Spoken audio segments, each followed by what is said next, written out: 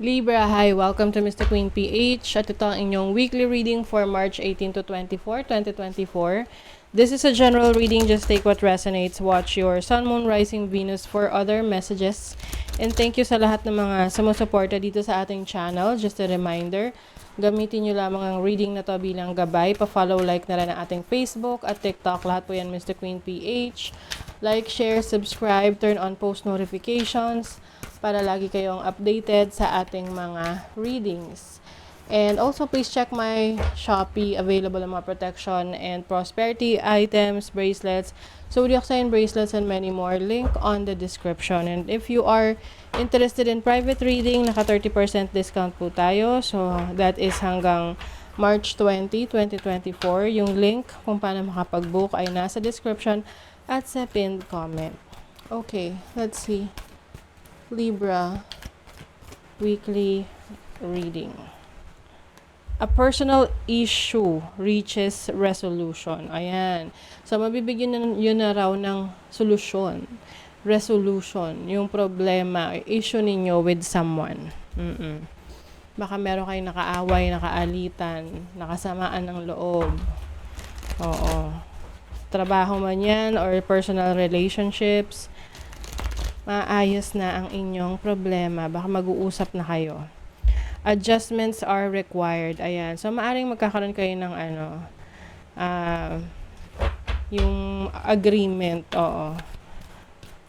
Yung tawag doon. merong kayong mga compromise na gagawin sa isa't isa para mapagbigyan ang bawat isa. O ayun, a win-win outcome is forecast. Full moon in Libra. So, kumbaga, wala namang matatalo sa inyo, no? Both parties will benefit from this situation. Lalo na kung mapag-uusapan nyo talaga ng maayos kung ano man yung mga naging issue nyo, problema nyo, no? With someone. Or even sa trabaho. Meron daw solusyon. Maayos. Win-win yung outcome. Pareho kayo winner. Okay? So, let's see your overall energy for this week. 10 of Swords. So, ayun na nga. Patapos na ang stress. Oo. Ace of Cups. Merong magsusorry. Oo. Or magbibigay ng peace offering. 10 of Wands.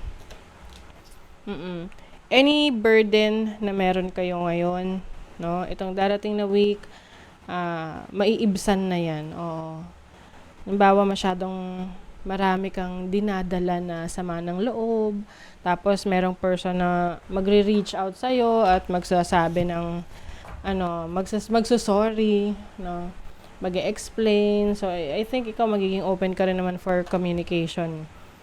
Para matapos na yung issue, yung problema. So, someone is going to reach out and I think all's well ends well to kasi nga win-win solution naman sa inyo. Win-win outcome. So, let's see your money, career, finances, energy. Para kasi iba sa inyo rito, merong sinalo na responsibilities. Tapos, sumama yung loob nyo kasi napunta sa inyo lahat ng responsibilities. Oo. Maaring itong person na to magre-reach out at sasabihin sa'yo na pasensya na and magme-make up siya for ano yung nagawa niya or pagkukulang niya. So, sa iyo namang money, career, finances, you have the Fool. So, this is a new beginning. Maaring meron kang susubukan na bagong career, trabaho, negosyo, business na matagal mong pinag-isipan. Yung iba sa inyo, pwedeng nagpahinga muna. Oo. Nagpahinga muna sa trabaho or sa business. And then ngayon, you are trying new things. Oo. Ito yung mga bagay na hindi mo pa nasubukan before. Halimbawa, hindi ka pa nakasubok mag-online selling. So, mag-online selling ka. Yung iba sa inyo, hindi ka pa nakasubok ng work from home. So, mag-work from home ka. Ganon. Yung iba, hindi pa nakasubok ng corporate job. So, susubukan mo yon. And you are also taking some risks. 7 of Cups, a lot of opportunities opening up sa'yo. May mga pagkakataon na hindi mo alam kung alin dito yung susubukan mo. So, that's why you have to be very careful sa decision making mo. Kasi minsan, ipinipresenta sa atin, akala natin opportunity, pero yung pala, ano lang, may mga nagte-take advantage lang sa atin, no? So you have to be very careful. Syempre, gawin mo rin yung due diligence mo. No, yung sabihin is, mag-research ka rin, no? Hindi yung basta sinabi lang sa'yo, maniniwala ka na agad. So, you need to gather information, no? Mangalap ka ng mga impormasyon para ma-clarify mo, ma-verify mo yung mga ipinipresenta sa inyong opportunity kung ito talaga ay makakabuti sa inyo. Nagle-level up kayo sa career. O, ayan na nga. You are leveling up. Meron daw promotion yung iba sa inyo. Pagdating sa pag-handle naman ng kaperahan ninyo, you also have to be careful in your spending, no? Kasi may mga pagkakataon na meron tayong gustong bilhin pero hindi pa natin afford. So yung iba gustong ipilit mangungutang, maglo-loan. Tapos hindi pala ready yung iyong finances para mabayaran yon. So you really have to be careful in getting into mga responsibilities, especially sa pera.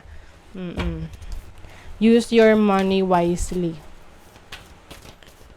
Okay, let's see what else sa love life naman.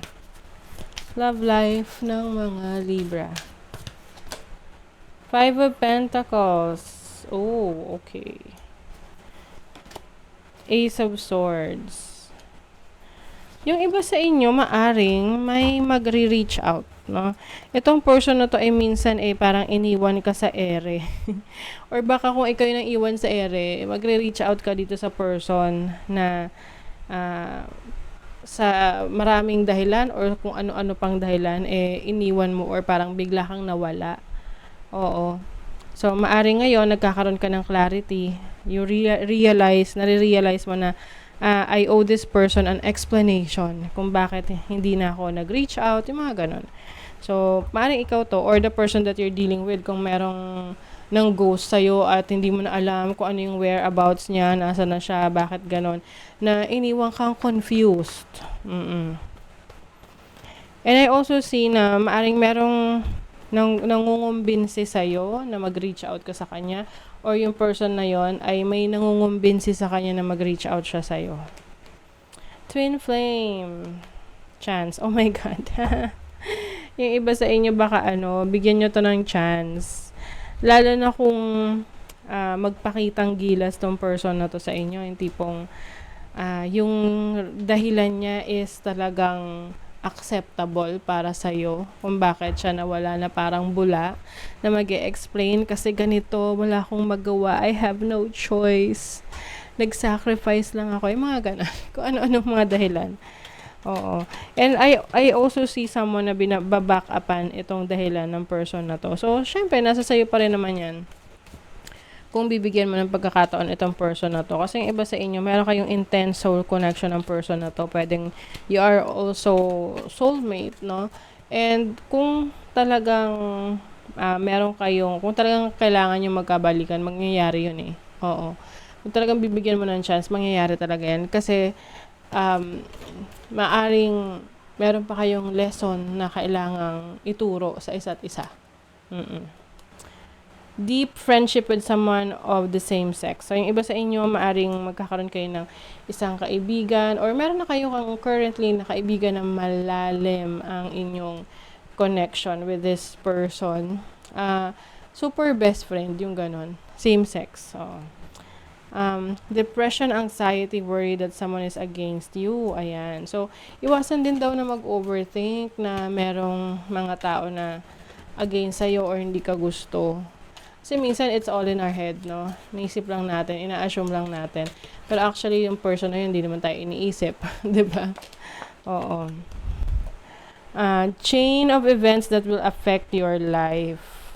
So, may mga, ganap sa buhay mo this week na meron siyang magiging epekto sa'yo at sa mga taong mahal mo sa buhay. So, of course, example lang naman, for some reasons, may nawalan ng trabaho, o kaya meron kang nakuhang trabaho. So, anything na major changes or opportunities na darating sa'yo, merong maaapektuhan sa family mo, of course. Okay? So, yeah. That is your reading, Libra. Thank you so much. Bye.